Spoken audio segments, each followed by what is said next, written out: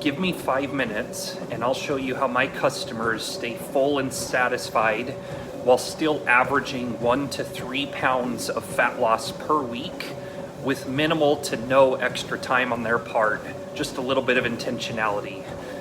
I'm Tyson Johnson, founder and owner of the Six Pack Dad Tribe. We help high-performing dads to reach and maintain 10 to 15% body fat as a sustainable lifestyle, even while enjoying pizza and donuts along this path.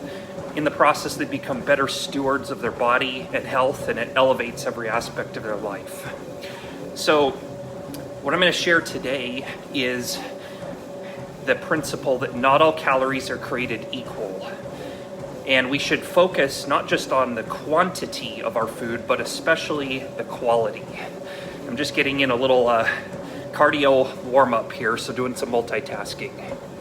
So, what makes foods filling and satisfying? There's a few factors that can really help in this process. And the key here is if you can be in a calorie deficit, so you're taking in fewer calories than your body needs, and you feel full and satisfied, so you're not gnawing your hand off with hunger, that is a recipe for success, and it's a beautiful equation, and it can be done.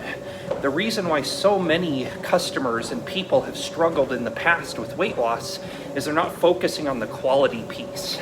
They're just focusing on the quantity piece, so taking in less calories. If you can get the quality right, this can become an effortless experience for you that's very efficient and you don't feel like you're dieting. So what makes certain foods so much more filling and satisfying than others? There's a few factors. Number one, what the science says is that foods higher in protein tend to be more filling and satisfying. If you've listened to other videos I've done, you'll notice a theme there. Additionally, foods that are higher in fiber have been shown to slow down digestion. So just think, is it high fiber? An example would be white bread versus multigrain or whole wheat bread. There's a big difference in fiber, and the higher in the fiber, the slower the digestion, and that's what we want. Slower digestion is going to keep blood sugars more stable, and that's going to help with satiety or feelings of satisfaction and fullness. Additionally, think high volume, especially water. So foods higher in water content tend to be more filling. And additionally, think lower calories. So lots of the foods I'm going to share with you are naturally lower in calories and higher in volume and have a lot of vitamins and minerals, and that's what we want. So we can be full and satisfied while getting the fat off. So there's a great index. It's a scientific measurement of how filling and satisfying different foods are. It's called this Satiety Index. And it basically ranks foods roughly on a number scale from anywhere from 0 to like over 300. The higher the number, the better. And a croissant is 7 times less filling and satisfying on this index than boiled potatoes are. I know boiled potatoes get a bad reputation in the dieting kind of nutrition industry, but boiled potatoes have been shown to be one of the highest foods on the Satiety Index. They're to the tune of a 7x difference, okay? So we'll go through some foods in a second, but what you're going after is whenever you eat, try to make it a balanced meal and be thinking, does it have a protein with it? Because that's going to be more filling and satisfying than something that doesn't. And think, does it have ideally a vegetable, some kind of a healthy vegetable that you enjoy? If it meets those 2 requirements, you're much more likely to have stable blood sugar and higher satiety. Why? Because the vegetables are going to be nutrient dense and high in volume, which is what we want. And then the protein is going to also help with the satiety, okay? When you're having, you can also pair that with a carbohydrate with each meal. But just be thinking, does the carbohydrate have higher fiber. Again, that's going to slow the digestion, okay? So foods high on the satiety index. You can look this up yourself, but just to go over a few, I mentioned boiled potatoes, one of the most filling, satisfying foods out there. Now, do boiled potatoes affect blood sugar some? Yes. But when you pair it again with a protein and a vegetable, it's been shown to be incredibly filling and satisfying.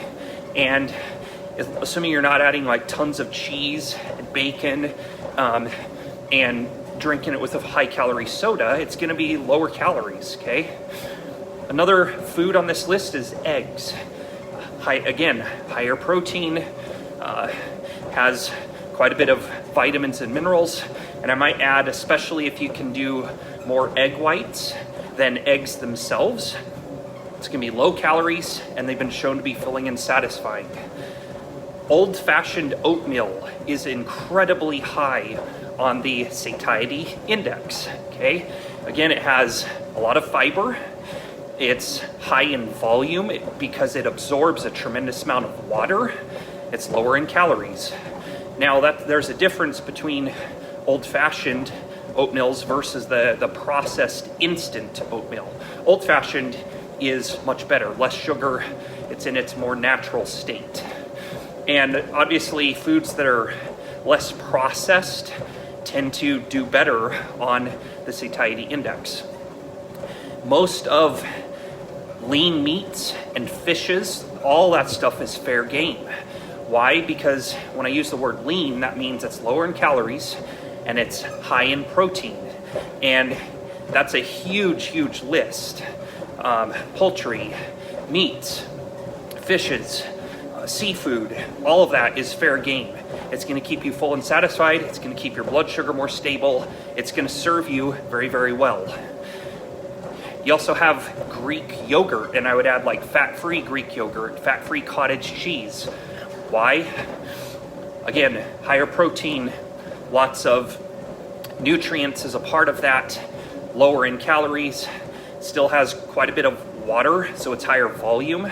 Those are high on the satiety index, filling and satisfying. I already mentioned vegetables. You can have an almost unlimited amount of vegetables, and to a lesser extent, fruits and veggies.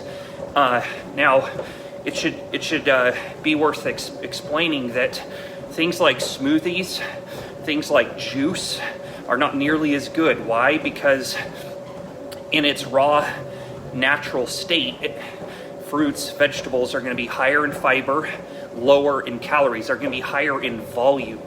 What we're going after is we want foods to take up volume in our stomach, and that's going to help with satiety, staying full and satisfied. Okay? Things like quinoa and even popcorn, especially if we don't have like tons of butter and salt added to it. Again, higher in volume, higher in fiber.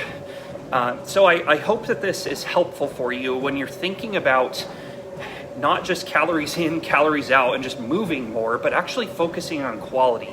So to summarize, how are my customers seeing so much success with this? When they're eating a meal 3 to 4 times a day, they're thinking protein, because it's going to promote satiety, it's going to stabilize blood sugar. They're thinking fiber, right? So more natural, unprocessed foods that are high quality, thinking less white products for carbs, and more natural stuff like veggies, fruits, whole grains. Those are higher in fiber. And all you gotta do is look at the label. And so obviously protein, think fiber, think vegetables, and think unprocessed. So the beauty about this is stuff you probably already know, but hopefully you feel like, oh, this wouldn't necessarily take any additional time. For me as a high-performing professional, it's going to require a little bit of thought process on your part, but over time, the more repetition you get with this, the more effortless it becomes. It becomes a part of who you are and how you live your life. You're already spending time eating and snacking probably all day, every day. And so all this is swapping out one small choice with another one. And as you stack up enough of this is called the aggregation of marginal gains. literally just making one change each day to how you might be eating over time has this accumulative effect that can blow your mind on the body and the health you're able to return to. A lot of our customers are more lean and fit, even in their 40s, 50s, 60s, than they were in college or in high school. And a big part of this is if you focus on foods that are highly filling and satisfying, you almost can't fail. So I hope this helps someone out there. Reply if we can answer any questions for you. Here to serve you.